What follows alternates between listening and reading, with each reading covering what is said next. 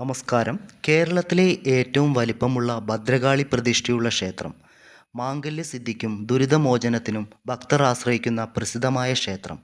മലപ്പുറം ജില്ലയിലെ പെരിന്തൽമണ്ണയ്ക്കടുത്ത് അങ്ങാടിപ്പുറത്തുള്ള പുരാതന ക്ഷേത്രമായ തിരുമാന്താംകുന്ന് ശ്രീ ഭഗവതി ക്ഷേത്രത്തിലാണ് നമ്മൾ ഇന്ന് എത്തിയിരിക്കുന്നത്.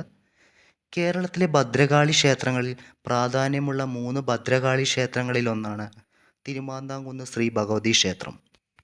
കൊച്ചിയിലെ കൊടുങ്ങല്ലൂരും തിരുവിതാംകൂറിലെ പരുമല പനയന്നാർക്കാവും ഏകദേശം തുല്യ പ്രാധാന്യത്തോടെ കീർത്തിപ്പെട്ടു പോരുന്നു. മൂന്നിടത്തും ഭദ്രകാളി വടക്കോട്ട് ദർശനമായാണ് കുടികൊള്ളുന്നത്. ദാരുവിഗ്രഹങ്ങളാണ്. ശിവസാന്നിധ്യം മൂന്നിടത്തുമുണ്ട്. 3 ക്ഷേത്രവും 108 ശിവാലയങ്ങളിൽ പെടുന്നു. വള്ളുവക്കോനാദ്രിമാരുടെ കുലദൈവമായ ഭദ്രകാളിക്കൊപ്പം തുല്യ പ്രാധാന്യത്തോടെ ശ്രീ പരമേശ്വരനും ഇവിടെയുണ്ട്. ശിവശക്തിഭാവത്തിൽ ആരാധന നടക്കുന്ന ക്ഷേത്രമാണിത്. എന്നാലും ഭഗവതിക്കാണ് കൂടുതൽ പ്രസിദ്ധി. പ്രതിഷ്ഠ ഭദ്രകാളിയാണെങ്കിലും മഹാസരസ്വതി, മഹാലക്ഷ്മി, ഭുവനേശ്വരി തുടങ്ങിയ ആദിപരാശക്തിയുടെ പ്രധാന ഭാവങ്ങളിലും ആരാധിക്കപ്പെടുന്നു. ഭഗവതിയുടെ ശ്രീകോവിലിൽ തന്നെ സപ്തമാതാക്കളുടെ പ്രതിഷ്ഠയുമുണ്ട്. വിഘ്നേശ്വരനായ ഗണപതിയും പ്രത്യേക പ്രാധാന്യമുള്ള ഉപദേവനാണ്.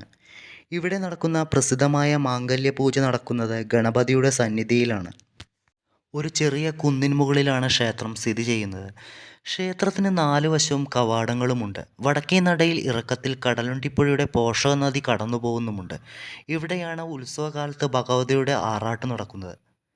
നാലമ്പലത്തിൽ മാതൃശാലയിൽ വടക്കോട്ട് ദർശനമായി ഭദ്രകാളിയും തെക്ക് വശത്ത് കിഴക്കോട്ട് ദർശനമായി പിളർന്ന രീതിയിൽ ഒരു ശിവലിംഗം കാണാം. ഈ സ്ഥലം സ്ത്രീമൂലസ്ഥാനമായി അറിയപ്പെടുന്നു. മാന്ധാതാവും ഭദ്രകാളിയും തമ്മിലുണ്ടായ ഏറ്റുമുട്ടലിൽ പിളർന്നുപോയതാണ് ഈ ശിവലിംഗം എന്നും ഐതിഹ്യമുണ്ട്.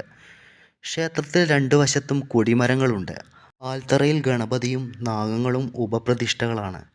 ഇവിടുത്തെ പ്രസിദ്ധമായ പൂജകളിൽ ഒന്നാണ് മാംഗല്യപൂജ എന്ന് പറഞ്ഞല്ലോ. മാംഗല്യ തടസ്സം മൂലം വിഷമിക്കുന്നവർ ഇവിടെ തുടർച്ചയായി മാംഗല്യപൂജ നടത്തിയാൽ വിവാഹം നടക്കുമെന്നാണ് വിശ്വാസം. ചൊവ്വ, വെള്ളി, ഞായർ ദിവസങ്ങളിലാണ് മാംഗല്യപൂജ നടത്താറുള്ളത്.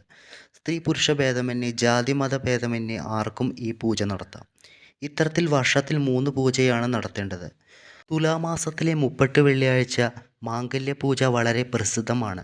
സാധാരണ ഗണപതിയുടെ വലതുവശത്തുള്ള കിളിവാതിലൂടെയാണ് ഭക്തർക്ക് തൊഴുകാൻ പറ്റുക. എന്നാൽ മാംഗല്യപൂജ നടക്കുമ്പോൾ ഗണപതിയുടെ നേരെയുള്ള വാതിൽ തുറന്ന് ഭക്തർക്ക് ദർശനം നൽകും.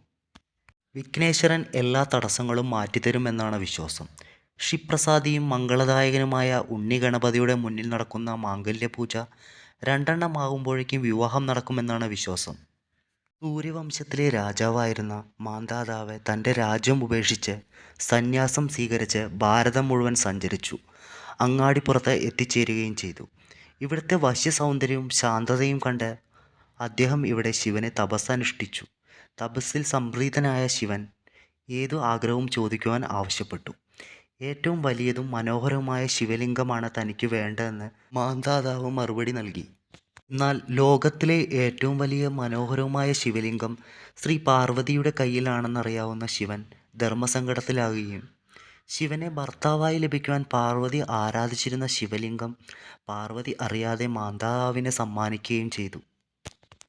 തൻ്റെ കൈവശമുണ്ടായിരുന്ന ശിവലിംഗം നഷ്ടപ്പെട്ടതറിഞ്ഞ് ശക്തി സ്വരൂപിണിയായ പാർവതിയുടെ കോപത്തിൽ നിന്നും ശ്രീ ഭദ്രകാളി പ്രത്യക്ഷപ്പെടുകയും നഷ്ടപ്പെട്ട ശിവലിംഗം തിരികെ കൊണ്ടുവരുവാൻ പാർവതിയുടെ അഭ്യർത്ഥന പ്രകാരം ഭദ്രകാളിയും ശിവഗണങ്ങളും പുറപ്പെടുകയും ചെയ്തു. ഭദ്രകാളി മഹർഷിയോട് സ്നേഹപൂർവ്വം ആവശ്യപ്പെട്ടെങ്കിലും അദ്ദേഹം അത് തിരികെ നൽകിയില്ല.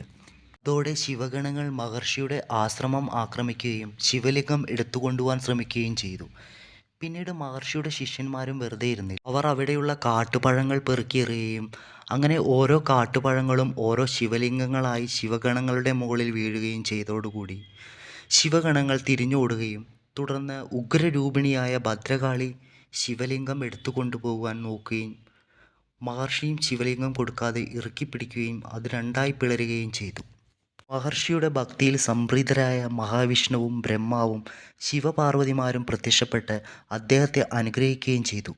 അന്നു മുതൽ പാർവതി പരമേശ്വരന്മാരുടെയും മംഗളകാരിയായ ഗണപതിയുടെ സാന്നിധ്യം ഈ സ്ഥലത്തുണ്ടെന്ന് വിശ്വസിക്കപ്പെടുന്നു. ഈ ക്ഷേത്രത്തിൽ ആട്ടങ്ങ കൊണ്ടെറിയുന്ന ആചാരവും നടക്കുന്നുണ്ട്. മഹർഷിയുടെ ശിഷ്യർ ശിവഗണങ്ങളെ തോൽപ്പിച്ചതിൻ്റെ ഓർമ്മയ്ക്കാണ് ഇത് നടക്കുന്നത്. തിരുമാന്താംകുന്ന് ഭഗവതി ക്ഷേത്രത്തിൽ 11 ദിവസം നീണ്ടു നിൽക്കുന്ന പൂരാഘോഷമാണ്. ദർശന സമയം രാവിലെ 4:30 മുതൽ ഉച്ചയ്ക്ക് 12 വരെയും വൈകുന്നേരം 4 മുതൽ രാത്രി 8 വരെയുമാണ്. ഇവിടേക്ക് എത്തിച്ചേരുവാൻ പെരിന്തൽമണ്ണയിൽ നിന്ന് കോഴിക്കോട് റോഡിൽ 3 കിലോമീറ്റർ അകലെയാണ് ഈ ക്ഷേത്രം.